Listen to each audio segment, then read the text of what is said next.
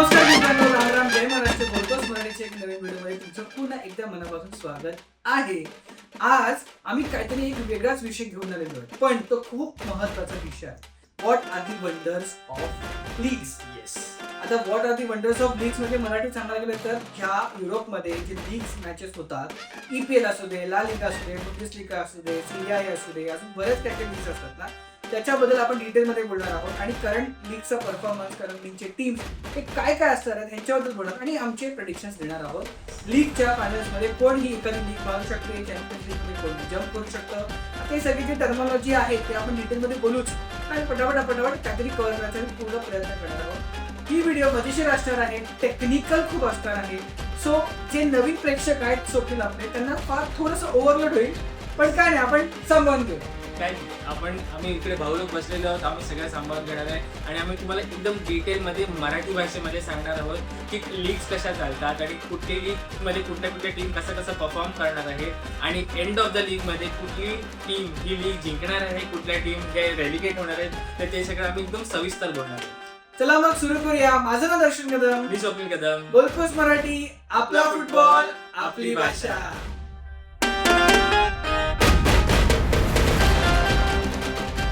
तर मित्रांनो, कुठल्या लीग बद्दल आता चालू करायचं? स्वप्न, तुला काय वाटतं आजची व्हिडिओ कुठल्या लीग? आपण ना एक काम करूया, आपण ना असं टॉप लीग पासून स्टार्ट करूया, म्हणजे जगातली सगळ्यात कॉम्पिटिटिव्ह, सगळ्यात फिअर्स, सगळ्यात खडूस जी लीग आहे. ISL, Indian soccer league.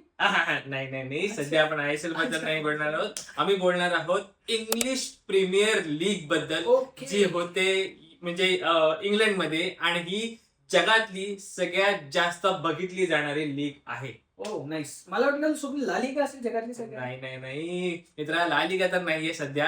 काही 2-3 प्लेयर्स गेल्यानंतर त्यांचा मार्केट थोडंसं कमी झालेलं आहे, पण इंग्लिश प्रीमियर लीग ही आत्ताच्या घडीला सगळ्यात मोठी लीग मानली जाते आणि संपूर्ण जगभरातले जे प्लेयर्स आहेत त्यांना इंग्लिश प्रीमियर लीग मध्ये खेळायचं असतं. कुठल्या तरी एका टीम मधून त्यांना खेळायची इच्छा असते, काही फेवरेट क्लब असतात त्यांचे.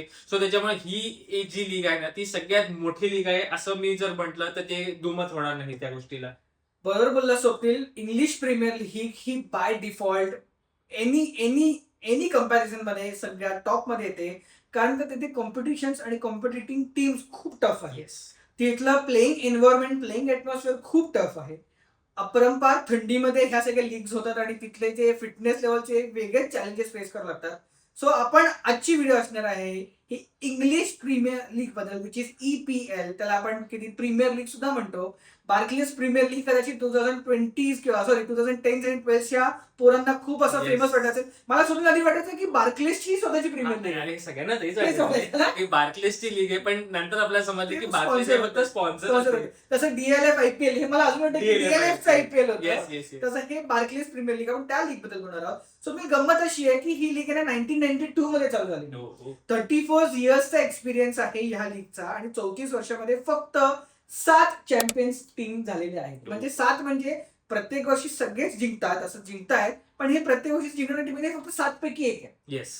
आणि तुला अजून एक गोष्ट सांगतो स्वप्नील, आता या लीग बद्दल आपण थोडं डिटेलमध्ये तुम्हाला समजवतो, पण तुम्हाला आयडिया आहे की आम्ही नक्की कोणत्या, म्हणजे असे काय त्या आम्ही आता या EPL ला चूज का केलं ह्याचं मी जस्टिफिकेशन देतो तुम्हाला. स्वप्नील तुला पण मी सांगतो. तर ह्याचं जस्टिफिकेशन असं आहे स्वप्नील की 1992 मध्ये जरी ही लीग चालू झाली असेल 34 वर्षापूर्वी, पण ही गेले 100 वर्षापासून ही खेळली जातात.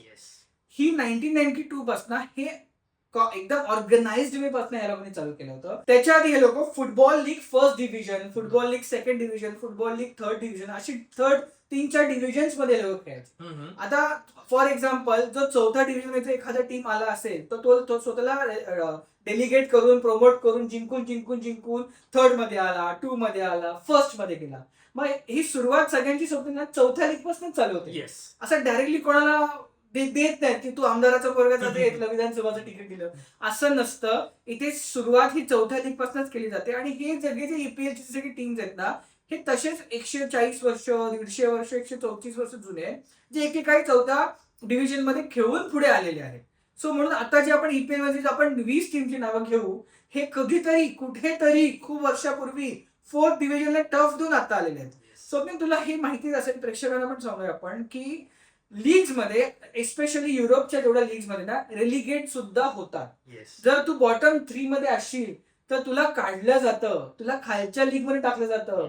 इथे असं नाहीये की चेन्नई सुपर किंगनी वर्स्ट परफॉर्मन्स दिला आता ती नेक्स्ट इयर पण आयपीएल मध्येच खेळेल, असं नसतं. जर इथे चेन्नई सुपर किंगनी थर्ड क्लास परफॉर्मन्स दिला तर चेन्नई सुपर किंगला रणजी खेळावी लागेल, हे असा हिशोब आहे इथे. तुला अजून काय ऍड करायचंय का? नाही, मला ह्याच्यामध्ये फक्त अजून एक गोष्ट ऍड करायची की हे जी रेलिगेशन बॅटल असते ना, ही पण खूप इंटरेस्टिंग असते. आणि जेव्हा शेवटच्या 3 टीम म्हणजे या लीग मध्ये कसं असते, शेवटच्या 3 टीम ज्या असतात त्या रेलिगेट होऊन खालच्या डिव्हिजन मध्ये जातात आणि खालच्या डिव्हिजनच्या ज्या टॉप 3 टीम आहेत त्या त्यांचं प्रमोशन होऊन त्या मग या वरच्या लीग मध्ये येऊन खेळतात. सो त्यामुळे हे खूप इंटरेस्टिंग होतं फुटबॉलमध्ये. आणि हे सगळं होतं हे युरोपच्या ज्या टॉप लीग चालतात, म्हणजे इंग्लिश प्रीमियर लीग असू दे, ला लीग असू दे किंवा कुठल्याही टॉप टीम असेल, तिकडे सगळीकडे हाच स्ट्रक्चर चालतो आणि सगळीकडे हेच चालतो. तर त्याच्यामुळे तुम्हाला हे समजायला इझी जाणार आहे की हे स्ट्रक्चर सगळीकडे अप्लिकेबल आहे. आता तुम्ही म्हणाल की मग हे सगळे स्ट्रक्चर प्रत्येक देशामध्ये काय ऍप्लिकेबल आहे? कारण काय बघा, युरोप हा एक युरोपियन युनियन आहे. आता तो बिझनेसमध्ये पण युरोपियन युनियन सारखा वागतो. तिथे तुम्हाला असं गरज पडत नाही की दुसऱ्या देशामध्ये जाऊन परमिशन घेऊ का धंदा करायला, तुम्ही करू शकता. तसंच युरोपमध्ये सुद्धा एक गव्हर्निंग बॉडी आहे, त्याचं नाव युएफा. तर युएफाच्या अंडरमध्ये सगळ्या लीग्स कंट्रोलमध्ये येतात. See these are not directly contracting to UEFA, तर त्यांना काही शेअर तसं नाही, पण ते रूल्स रेग्युलेशन्स आहेत ना, हे एकत्र मिळून सगळ्यांनी फॉलो केले आहेत. त्याच्यानंतर हे चॅम्पियन्स लीग खेळला जातात. तो विषय वेगळा झाला. आता आपण बोलतो ईपीएल बद्दल. तर स्वप्नील, तुला मी विचारतो, 34 वर्षापूर्वी 1992 आपला जन्म झाला नसेल करायचं नाही, 2 वर्ष आधी, 2 वर्षानंतरचा जन्म आपला. 2 वर्ष आधी जेव्हा ही पहिली टुर्नामेंट झाली ईपीएलची, म्हणजे फर्स्ट डिव्हिजनचं फॉर्मॅट सोडून इंग्लिश प्रीमियर लीगचं टायटल टुर्नामेंट जेव्हा चालू झाली, तर तुला माहितीये का कोणती टीम जिंकली होती? तसं बघायला लागलं की जो ऐतिहासिक जी टीम आहे तीच कदाचित जिंकली असेल, मॅनचेस्टर युनायटेड वगैरे असेल. करेक्ट. सर अलेक्स फर्ग्युसनच्या निर्देशनाखाली, त्यांच्या डिक्टेटरशिप नाही बोलू शकत, त्यांच्या सुपरविजनच्या तो माणूस कधी डिक्टेटर नव्हता, त्यांच्या सुपरविजनच्या खाली 1992 मध्ये Manchester United was the first title of EPL. आणि तिथून आता कालचाच वर्षाचा प्रवास आर्सेनल किती वर्षानंतर जिंकली असेल? आर्सेनल ही जिंकली आय गेस 20 वर्षांनी. 20 वर्षानंतर आर्सेनल ही मागच्या वर्षी हा टायटल स्पॉन्सर जिंकलेला. तरी ह्या टीम सातच आहेत. आता मी त्या टीमची नावं घेतो विथ देअर विनिंग इयर्स. 1992 मध्ये मँचेस्टर युनायटेड, 1993-94च्या सीझन मध्ये मँचेस्टर युनायटेड अगेन, 94-95 मध्ये ब्लॅकबर्न रोवर्स. तो ब्लॅकबर्न रोवर्स ती टीम ती गायब झाली आहे सध्याच्या घडीला. बऱ्याच जे नवीन नवीन फॅन्स असतात त्यांना ही टीम माहिती पण नसेल ब्लॅकबर्न रोवर्स, पण आपल्या वेळी ती होती. येस, आमच्या वेळी होती. 2010 मध्ये आपण फुटबॉलचं एक्झाम खेळायचं तेव्हा होती. येस. त्याच्यानंतर 95-96 Manchester United, 96-97 Manchester United, 97-98 Arsenal, 98-99 Manchester United. आता तू युनायटेड इज ब्लू हे का बोलतो आपण? United is red. United is red आहे. ठीक आहे. 99-2000 Manchester United, 2001 Manchester United, 2001-2002 Arsenal, 2002-2003 Manchester United, 2003-2004 Arsenal, 2004-2005 Chelsea, 2000. आता मला एक सांग स्वप्नील, अचानक चेल्सी कुठून आली 2004ला? तो पिरियड होता जोझे मरिन्योचा पिरियड, तुला लक्षात असेल तर. आणि त्याच्यानंतर त्याने रेव्होल्युशन आणलं होतं आणि त्याच्याने संपूर्ण टीमच चेंज केली होती. जाबी अलोन्सो वगैरे खेळले. जाबी अलोन्सो तो लिव्हरपूल मध्ये होता, पण ड्रॉग्बा घेऊन आला होता, लॅम्पार्ड घेऊन आला होता, आपला जॉन टेरी होता. असे मोठे मोठे प्लेयर्स जेव्हा त्यांना ट्रेन करायला जेव्हा जोझे मरिन्यो आला, त्याने अख्खं चित्रच बदलून टाकलं. आणि त्याच्यानंतर जर तू पुढचे 3-4 वर्ष बघितलंस तर मँचेस्टर युनायटेड चेल्सी ही जी रायव्हलरी चालू झाली होती, 2005-2006 परत Chelsea, 2006-07 United, 7-8 United, 9-10 Chelsea, 10-11 United. आता येतो पेप गॉर्डियोलाचा सीझन 11-12 येस. त्याच्यानंतर मग पेप गॉर्डियोलाचा सीझन आला, सिटी आली. 12-13 United, 13-14 city, 14-15 Chelsea, 15-16 one of my finest आणि सरप्राइजिंग लेस्टर सिटी. हो, तो सगळ्यांसाठी शॉक होता, पण तो अख्खा सीझन गाजवला होता लेस्टर सिटीने. मला वाटतं आर्सेनलनी चोक केलं होतं. आर्सेनल हे चोक करतच आहे, तो कदाचित ते केलंच असणार आहे, त्याच्यामुळे मला काही वाद नाही त्याच्यामध्ये. पण मला सांग स्वप्नील, आता आम्ही तेच म्हणतो की रेलिगेट कशा आहे. तुम्हाला सांगू का, 2015 आणि 16ला जी लेस्टर सिटी जिंकली होती मॅच, ती आता ईपीएल मध्येच नाहीच आहे. ती बहुतेक सेकंड डिव्हिजन मध्ये कुठेतरी खेळते ती टीम. कारण ती लीग जिंकल्यानंतर त्या लीग मध्ये जे बेस्ट प्लेयर होते ते दुसऱ्या टीमने परचेस केले, त्यांना अक्वायर केलं आणि त्याच्यानंतर असं पोझिशन झाली की त्या टीम मध्ये तसं खेळणारं कोणीच नव्हतं आणि त्याच्यामुळे मग ती टीम हळूहळू जी कमी होत झाली आणि त्याच्यानंतर ती रेलिगेटेड झाली. सो त्याच्यामुळे आता ती खेळतच नाहीये ईपीएलच्या ज्या टॉप टीम्स बरोबर. कमेंट सेक्शन मध्ये तुम्ही सांगाल ईस्टच्या सिटीचा कोणता स्टार प्लेअर जो अजूनही चांगला माझाही फेवरेट आहे. तो सगळ्या इंग्लिश फॅनचा फेवरेट आहे. येस. आणि लेस्टर सिटीचे फॅन्स कोण आहेत मला ऐकून जाणून घ्यायचं आहे, कोण फॅन्स आहेत लेस्टर सिटीचे मिस करतात लेस्टर सिटी. जेमी वार्डी, आम्ही याचं नाव घेतोय जेमी वार्डी. तुला आठवत आहे का जेमी वार्डी माझा अजून एका इन्सिडेंट मध्ये का फेवरेट आहे तुला आठवत? त्याच्या सेलिब्रेशन मुळे असेल का त्याच्या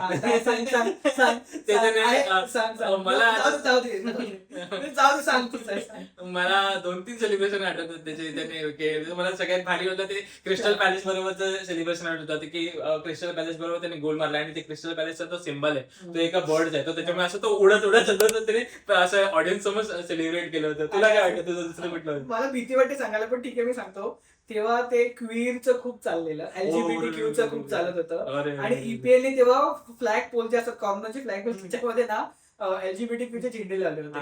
बाईने गोल मारला, बाईने डायरेक्ट फ्लॅगच उडवून टाकला तो. तिथून तो फेमस झाले. 17-16 परत चेल्सी, ठीक आहे ओके 2-3च मारले ट्रॉफी, ठीक आहे 2-3 तरी नाही. 17-18 सिटी, 18-19 सिटी, 19-20 सुरू झाली आहे गनर्स. नाही गनर्स काय म्हणतात त्याला पण लिव्हरपूल. येस लिव्हरपूल तो यर्गन क्लॉप वाला यर्गन क्लॉप वाला सीझन होता तो. त्याच्यामध्ये त्यांनी एकदम भारी मचल होता आणि मोहम्मद सालाचा ड्रीम सीझन होता आय गेस तो. तो त्याच्यामुळे तो एक बाप सीझन होता. म्हणजे जर मला तेव्हा असं वाटलं होतं की जर पेप गॉर्डियोलाला जर कोणी टफ फाईट देणारा कोणी असेल मॅनेजर तर तो यर्गन क्लॉप असणार. पण तुला इथे ऑब्झर्व करता आला का जेव्हा आर्सेनल वेंगर सोडून गेला तेव्हा आर्सेनलचं नावच नाही. हो, कारण मला तरी असं आठवतं की मिकेल आर्टेटाच्या आधी जर कुठला एकदम बेस्ट मॅनेजर जो त्यांचा झाला होता तो आर्सेनल वेंगरच होता. Mikel Arteta I think Jose मोरिन्योचा सेकंड हँड होता. आणि तुला एक फन फॅक्ट सांगू का, मला अनेक वर्ष तरी म्हणजे जेव्हा लहानपणापासून मला असं वाटायचं की आर्सेनल वेंगर हा आर्सेनलचा ओनर आहे. असं काहीतरी वाटलं की अरे नाव सेम आहे कदाचित ह्याच्या नावानं झाले आणि तो वागायचंच तसं रे एकदम ओनरशिप सारखाच वागायचा तो. त्याचा ऑरा होता. ठीक आहे पुढे जाऊया आपण. 2021 सिटी, 21-22 सिटी, 22-23 सिटी, 23-24 सिटी. काय आहे नक्की हे 20 पासून काय चालू हा रेकॉर्ड झालेला आहे. म्हणजे की कुठलाही एक मॅनेजर एका टीम बरोबर कंटिन्युअसली 4 सीझन लीग टायटल जिंकतोय हे आतापर्यंत कुठेच झालेलं नव्हतं तसं बघायला गेलं तर. पण मग आता काय आपण त्या विषयावर येऊया. ठीक आहे आता काय हा मी प्रश्न सेव्ह करून ठेवा. आता काय असं बोललो ते पण बघूया. 24-25 लिव्हरपूल आणि 25-26 आर्सेनल. फायनली आर्सेनल हे त्यांचा टायटल जिंकलेले आहेत लास्ट सीझनला. सो त्याच्यामुळे आर्सेनल हे कुठेतरी ते चॅम्पियनशिपची मेंटॅलिटी घेऊन येणार आहे की चॅम्पियन्सची मेंटॅलिटी घेऊन येणार आहेत. आणि आर्सेनलचा सीझन हा खूप तगडा गेलेला आहे लास्ट सीझन की चॅम्पियन्स लीगच्या फायनल मध्ये खेळले ते लोक, लीग टायटल जिंकले ते लोक. सो त्याच्यामुळे त्यांचं सीझन खूप तगडा आलं होतं. ट्रेबलच्या जवळपास आले होते ते पण जिंकले होते. येस FA कप जिंकले होते ते लोक. सो त्याच्यामुळे डोमेस्टिक ट्रेबल कदाचित त्या लोकांनी मारलं होतं. पण येस पण त्यांचा तो युरोपियन जे ट्रेबल असतो ते त्यांना कम्प्लीट करता नाही. PSG ने त्यांना लास्ट मोमेंटला जे हरवलं होतं ते तेवढं. ठीक आहे पटकन काउंट करूया आपण. आता बघा मग तेच सांगतो मी की 34 सीझन झाले आणि फक्त 7 टीम जिंकल्या. Manchester United 13, city 8, Chelsea 6, Arsenal 4, Liverpool 2, Blackburn रोव्हर्स 1, Leicester City 1. मी कधी ना नंतर जाऊन ना हा जो ब्लॅकबर्न रोव्हर्सचा जो सीझन आहे ना त्याला स्टडी करेल ना की ही चारही टीम जिंकली कशी. अरे आपला बर्थ इयर 94-95 काहीतरी असेल तेव्हा झालेलं. चला मॅजिकच झालं. ओके तो मित्रांनो पुढे तुम्हाला सांगायच्या आधी तुम्हाला एक सांगतो की ईपीएल ही अशी टुर्नामेंट आहे ना की तिथे फक्त टीम फेमस नसते, तिथे फक्त क्लब फेमस नसतात, तिथे त्यांचे मॅनेजर पण हिस्टॉरिक असतात. मॅनेजर पण वेगळ्या लेवलला त्यांना गॉड मानलं जातं. तिथे डायरेक्ट त्यांना सरची पोझिशन देते. आपण आपल्या सरला आपण इथे कोणाला पण सर बोलतो. मी त्या दिवशी स्वतः सांगू श्रीफळला जायचं होतं मी रिक्षाला सर बोलतो सर चला. पण तिथे सर ह्या ज्या पदवी आहे त्याला रिस्पेक्ट आहे. Sir Alex Ferguson, sir Arsenal Wenger हे सगळे लेजंड आहेत. ग्रेटेस्ट मॅनेजर इतिहासातले ग्रेटेस्ट मॅनेजर आहेत. तर आपण आता बघूया सर अलेक्स फर्ग्युसन आणि मँचेस्टर युनायटेडचे कॉम्बिनेशन. 1990 ते 2010 पर्यंत खेळले. 13 टायटल्स सर्वाधिक 13 टायटल्स मिळाले त्या लोकांना. आर्सेनलचे इन्व्हिन्सिबल्स 2003 ते 4 एकही लीग मॅच न हारता प्रीमियर लीग जिंकली. येस. एकही लीग मॅच. काय सीझन असेल तो विचार कर. खतरनाक सीझन होता त्यांचा. आय गेस त्या सीझन मध्येच थिअरी ऑनरीवाला सीझन होता तो कदाचित.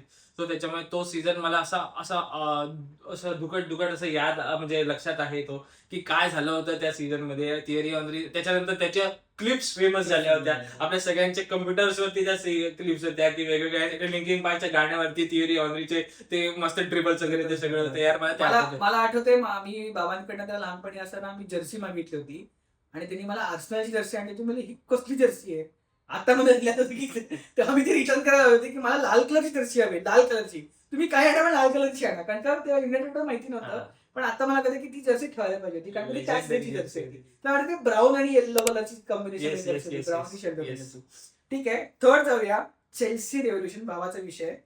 रोमान अब्रामोविच आणि जोझे मोरिनो. आता रोमान अब्रामोविच कोण आहे प्रेक्षकांना? रोबन अब्रामोविच हा चेल्सीचा ओनर होता तेव्हा, ज्याने चेल्सीची टीम ही विकत घेतली होती. हा एक रशियन ओनर आहे तो. आणि त्याच्या अंडर जेव्हापासून चेल्सी आली एक वेगळाच गेम त्यांनी केला. त्याच्यानंतर तो जोझे मरिनियोला घेऊन आला आणि त्याच्यानंतर जर चेल्सीचं जे रेव्होल्युशन झालं, जसं आम्ही बोललो की लॅम्पार्ड, ड्रॉग्बा, टेरी आणि ॲश्ली कोल, फर्नांडो टॉरेस तर खूप नंतर आला. पण त्याच्या अगोदर हे सगळं झालं होतं. आणि त्याच्यानंतर मग आणि तो जो सीझन होता जो जिंकले होते त्याच्यामध्ये पीटर चेक होता. Yes, of course. सगळ्यात लिस्ट गोल कन्सिड केलेला तो सीझन होता, जो ऐतिहासिक सीझन होता, जो रेकॉर्ड अजून पण कायम आहे की कुठल्या एका लीग मध्ये कुठली एक टीम ही सगळ्यात कमी गोल कन्सिड करून ही जिंकली होती लीग टायटल. ओके.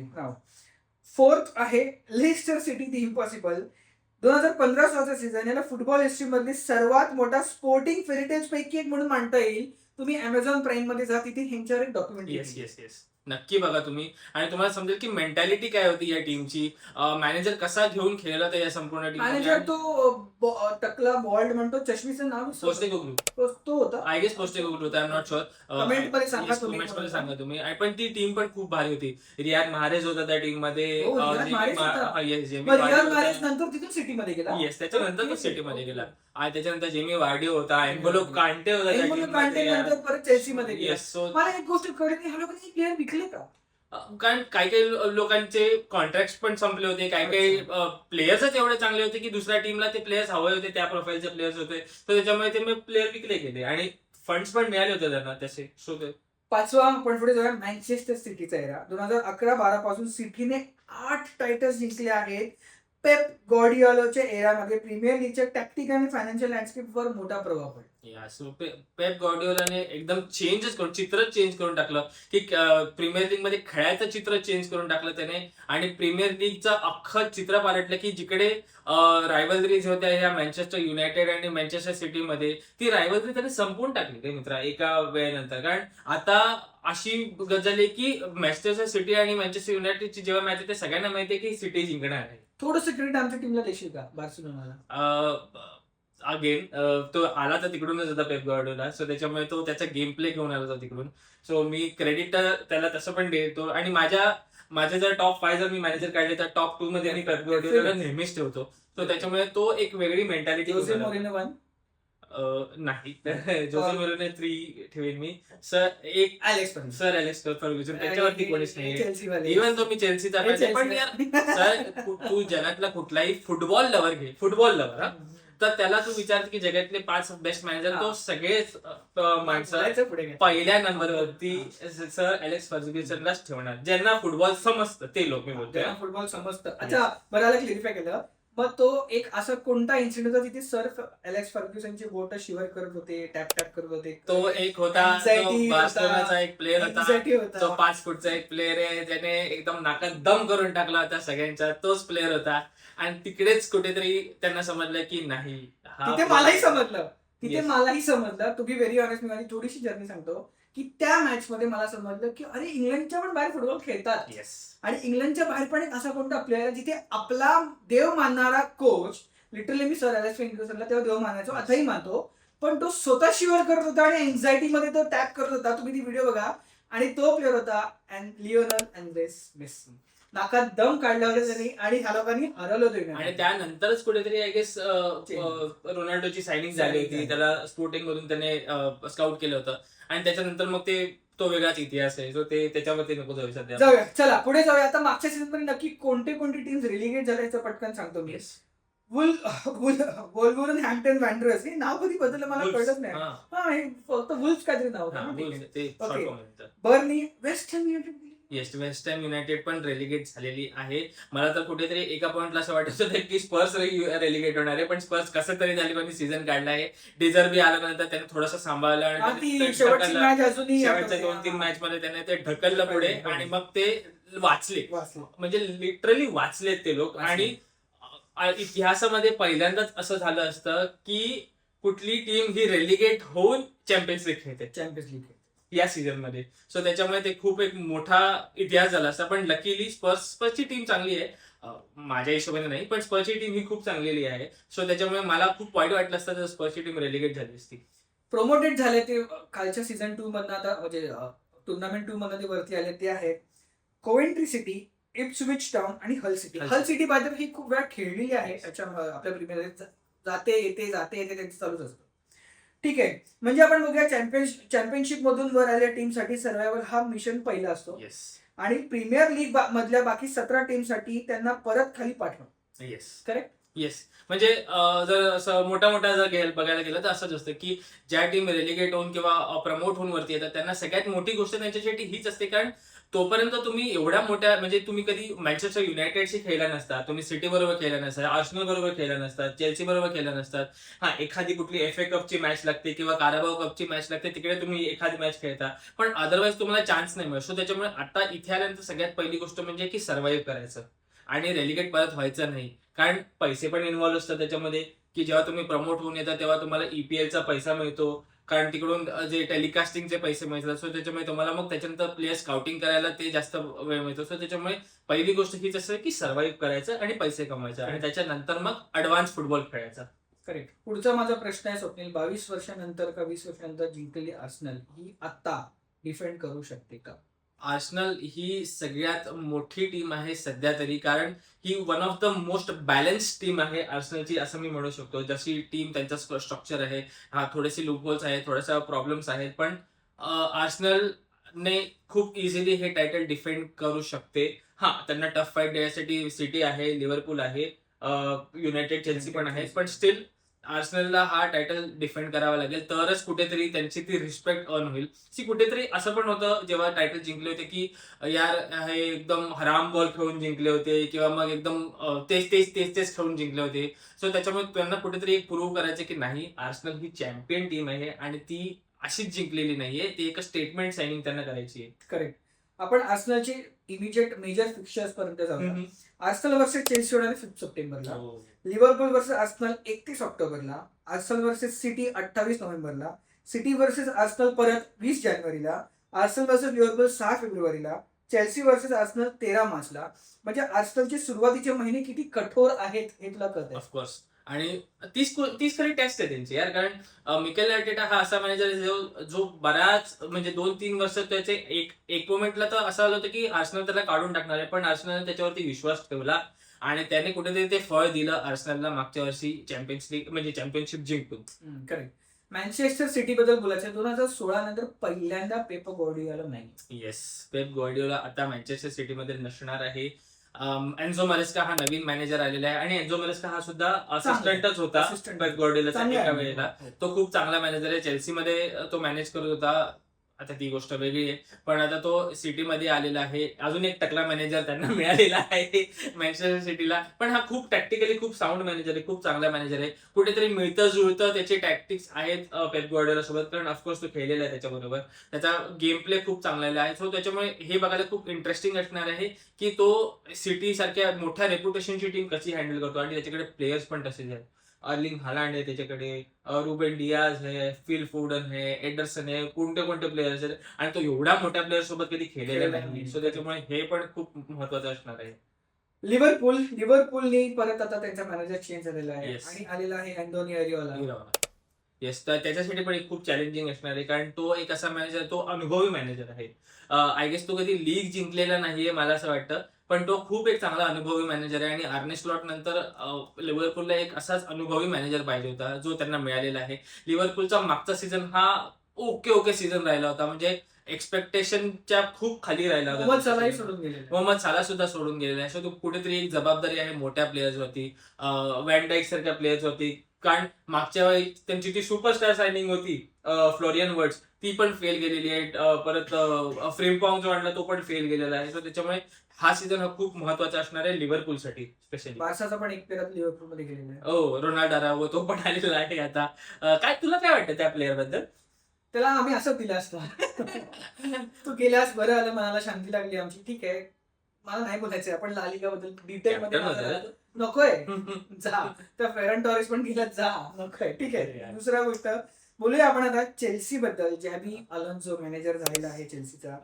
खूप खूप खूप इन्स्पायरिंग स्टोरी आहे जॅबी अलोन्सोची, खूप इन्स्पायरिंग. रिअल मॅड्रिड मध्ये खेळला जॅबी अलोन्सो. रिअल मॅड्रिड मध्ये मॅनेजर पण थोडा वेळ होता. Yes. चेल्सी मध्ये आला, चेल्सी मध्ये सुद्धा खेळलेला आहे. नाही, चेल्सीमध्ये नाही, लिव्हरपूलमध्ये लिव्हरपूलमध्ये गेला तो. मला वाटतं तो बुंडेसलिगाच्या बायर्न बायर्न म्युनिक मध्ये म्युनिकमध्ये खेळला खेळला होता. आहे. Bayern Munich Yes. मध्ये खेळला होता आणि परत आता तो Yes. आणि मॅनेजर तो मोठ्या मोठ्या मॅनेजर्सच्या अंडर केलाय तो. मोरिनियोच्या अंडर केलाय, पेप ग्वार्डियोलाच्या अंडर केलाय, अशा मोठ्या मोठ्या मॅनेजर्स सोबत केलाय. सो त्याच्यामुळे मला जाबी अलोन्सोवरती खूप भरोसा वाटतो. जाबी अलोन्सो जेव्हा रिअल मॅड्रिड मधून निघाला होता तेव्हा पण मला खूप वाईट वाटलं होतं, त्यांचे जे काही रिझन्स होते त्याच्यामुळे.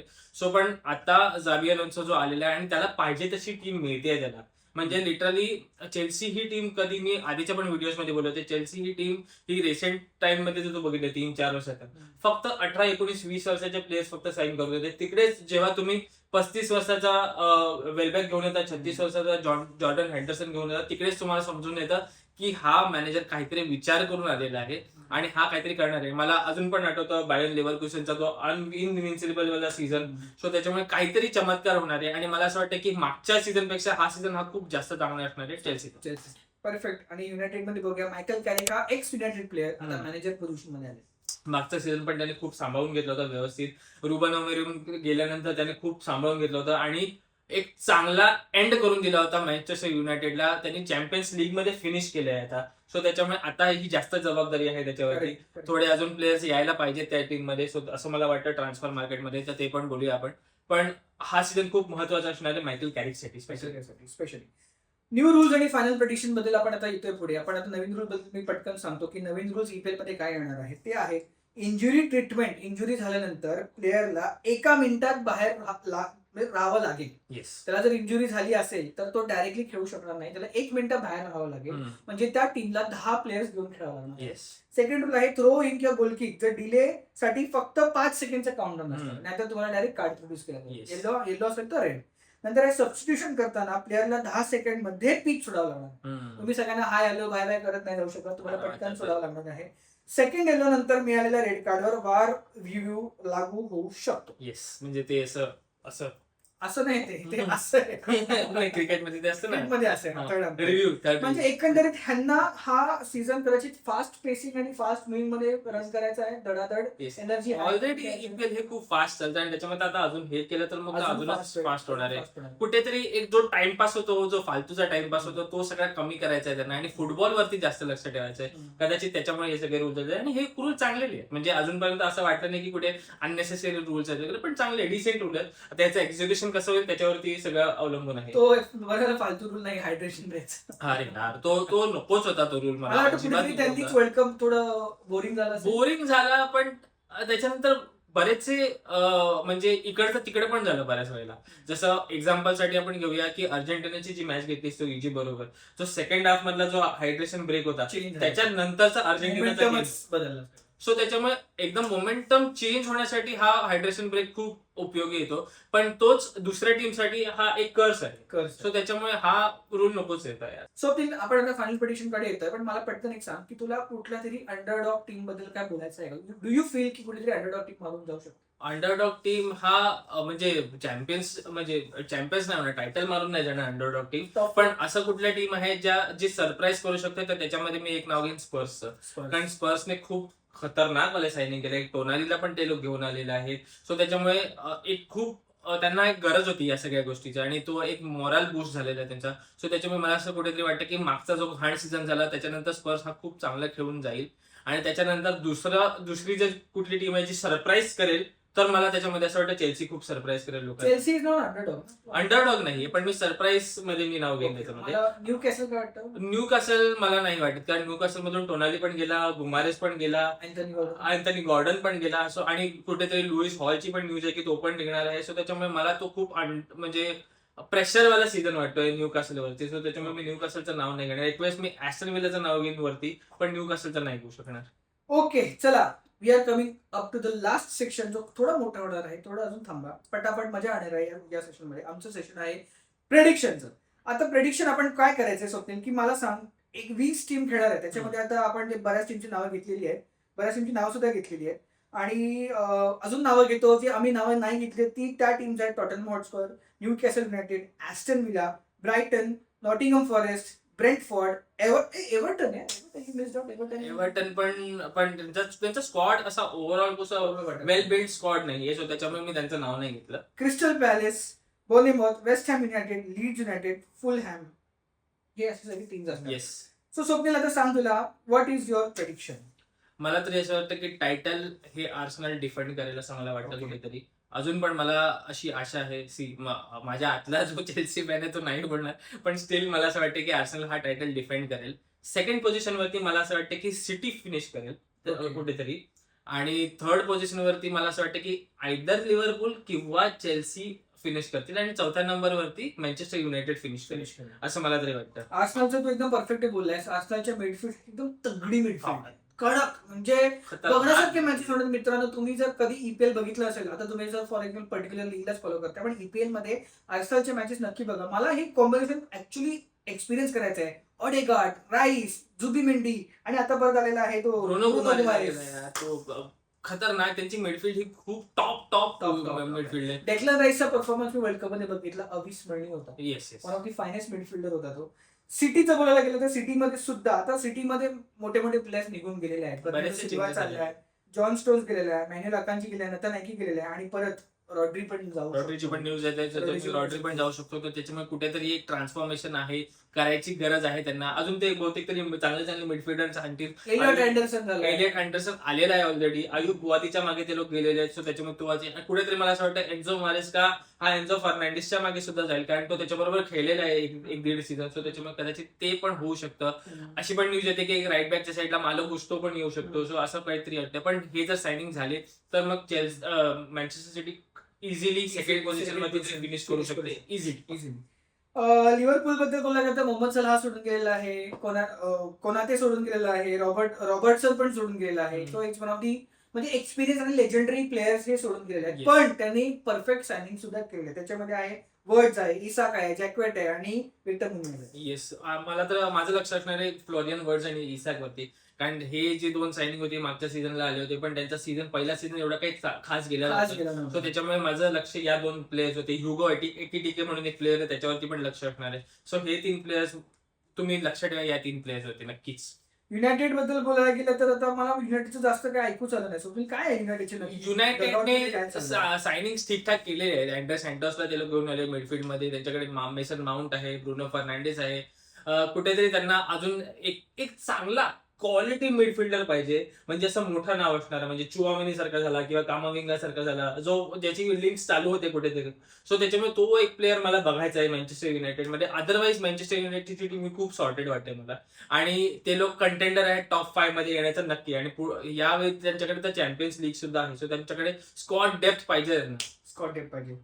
स्पर्स बद्दल बोलायला गेलं तर स्पर्स मध्ये आता पण टोनाली लॅडिंग ऍड झालेला आहे, मॅथ्यूस फर्नांडिस ऍड झालेला आहे, वॅनेक ऍड झालेला आहे, रॉबर्टसन पण ऍड झालेला आहे. येस. सो मी बोललो तुला की स्पर्स ही मला खूप अंडरडॉग टीम वाटते, आणि मला कुठेतरी असं वाटतं की स्पर्स हा सीझन हा खूप चांगला खेळेल. मागच्या सीझन पेक्षा तर खूप जास्त चांगला खेळेल. न्यू कॅसलचं बोलायला गेलं तर मला स्वप्नील त्यांचं ऍक्च्युली मला कळलं ना, त्यांनी ब्रुनो गुमारेसला घालवलं आहे, अँटोनी गॉर्डनला घालवलेलं आहे, म्हणजे विकून मोठ्या टोनालीला पण घालवलेलं आहे. पण त्यांनी फक्त आता घेतलेलं आहे बजुवाना तोरे आणि शॉन स्टीअरला. आता आय डोंट नो न्यू कॅसलचं कसं परफॉर्मन्स असणार आहे. ठीक आहे, ॲस्टन विला बद्दल आपण काय बोलायचं? गर्नाचो एक्साइटिंग वाटतं. गर्नाचो हा एक्साइटिंग नाहीये, गर्नाचो हा लायबिलिटी आहे सगळ्याच क्लबसाठी. पण गर्नाचो कदाचित तिकडे काहीतरी करेल. त्याचा टेलिस्मॅन आता आलेला आहे. टेलियमस तर मॅन्चेस्टर युनायटेड मध्ये गेला, सो त्याच्यामुळे तो सॉरी, मॉर्गन रॉजर्स आणि टेलिस्मॅन आता गेलेला आहे. येस ते टेलियमस आणि मॉर्गन रॉजर्स तर गेलेले, सो त्याच्यामुळे ती पण एक मोठी गोष्ट आहे ॲस्टन विला. आणि ॲस्टन विला कदाचित हे आय गेस चॅम्पियन्स लीग पण खेळणार आहे Aston villa, so Aston Villa, कदाचित ते एक मोठी गोष्ट आहे त्यांच्यासाठी. Okay. So top prediction Swapnil काय असतील? तू म्हणतो आर्सेनल हे चॅम्पियन्स होतील, सिटी कदाचित City सेकंड वर येईल, लिव्हरपूल थर्ड वर येऊ शकते, किंवा चेल्सी आणि युनायटेड फोर्थ. लिव्हरपूल किंवा चेल्सी थर्ड आणि फोर्थ वरती मँचेस्टर युनायटेडला मी ठेवेन. ओके. सो तसं असेल. तुला काय वाटतं की कसं असेल साधारणपणे? नाही, I am also convince with this prediction, कारण काही कुठेतरी ऑन पेपर तरी हेच वाटते. आता आम्ही Yes. वर्ल्ड कपच्या वेळी पण आम्ही असंच काहीतरी ऑन पेपर घेऊन बसलो होतो आणि शेवटी ऍट दी एंड काहीतरी बोलतात झालं. पण आमची स्पेन आली होती, येस, आम्ही स्पेनला आलीच होती. स्पेन तर आम्ही अर्जेंटिनाला पुढे घेतलं नव्हतं. एनिवे तो विषय संपलेला आहे. पण मला वाटतं आता संदरलँड, कोविंथ आणि एफसीची पण रेलिगेट होती. हा, मला पण तेच वाटतं, कारण त्यांच्याकडे तसा स्कॉट डेप्थ नाहीये. सो नाही. मला तरी असं वाटतं की ते लोक रेलिगेट होतील. हल सिटी मला असं वाटतं की काहीतरी करेल. काहीतरी हल करेल. सिटी मला असं वाटतं की ती रेलिगेट नाही होणार. पण ह्या जे 3 टीम बोला, संडरलँड, इप्सविच आणि तिसरी कुठली बोला, Ipswich. कोविंट्री कॉव्हेंट्री, या 3 जी आता आली आहे तीच परत जाऊ शकते. एक टीम सोडून, हल सिटी सोडून. एक team. सो तसं मला पण तेच वाटतं, ते हे रेलिगेट टेस्ट होतील म्हणून. ठीक आहे. सो मित्रांनो, हा होता आमचा ईपीएल बद्दलचा एक थोडासा डिटेल व्हिडिओ. तुम्हाला अजून काय अपेक्षा असेल ईपीएल बद्दल, तुम्हाला असं वाटेल की ही गोष्ट कव्हर करा, ती गोष्ट कव्हर करा, स्टेडियम्स बद्दल बोला, कारण स्वप्न पण त्यांच्या स्टेडियम्स बद्दल पण बोललं पाहिजे. नक्की आम्ही एक व्हिडिओ बनवू ज्याच्यामध्ये आयकॉनिक स्टेडियम्स असाच एक व्हिडिओ बनवू की ऐतिहासिक स्टेडियम जेवढे सगळे त्याच्याबद्दल बोलू शकतो आपण, कारण का one of the finest world class म्हणजे एकदम बाप स्टेडियम तिथे असे प्लेयर्स घडलेत. इतिहास घडलाय त्या स्टेडियम्स मध्ये. त्या मातीमध्ये काहीतरी आहे, म्हणजे लोक जाऊन तिथली माती घेऊन येतात असं काहीतरी. आम्ही ते नक्की एक सेपरेट व्हिडिओ बनवू त्याच्यासाठी. तुम्ही सांगा तुम्हाला तो बघायला आवडेल का, आणि तुम्ही सांगा की हा व्हिडिओ पण तुम्हाला कसा वाटला. हा तर होता फक्त प्रीमियर लीग बद्दल, पण आम्ही अजून पण व्हिडिओ बनवणार आहोत. ह्याचे पार्ट 2, 3, 4 येणार आहे त्याच्यामध्ये. सो तुम्ही त्याच्यासाठी पण आमच्या सोबत राहा आणि सांगा, आम्हाला कमेंट्स करून सांगा, आम्हाला इंस्टाग्राम वरती करा, आम्हाला डीएम करा, आमचे रील्स बघा आणि सांगा तुम्हाला कसं वाटतंय आमचा कॉन्टेंट. आणि शेवटचं, गोलपोस्ट मराठीला नक्की सबस्क्राईब करा, कारण का आमचा उद्देश हा सोपा आहे. मराठी कंटेंट हा मराठी फुटबॉलमध्ये आम्हाला कव्हर करायचं आहे, मराठी प्रेक्षकांसाठी, जिथे मराठी भाषिक लोक आहेत त्यांच्यापर्यंत आम्हाला फुटबॉल हे पोहोचवायचं आहे. जगभरातल्या मराठी गोष्टी सोप्या भाषेत घेऊन आलेलो आहे. माझं नाव दर्शन कदम, मी स्वप्नील कदम. गोलपोस्ट मराठी, आपला फुटबॉल, आपली भाषा.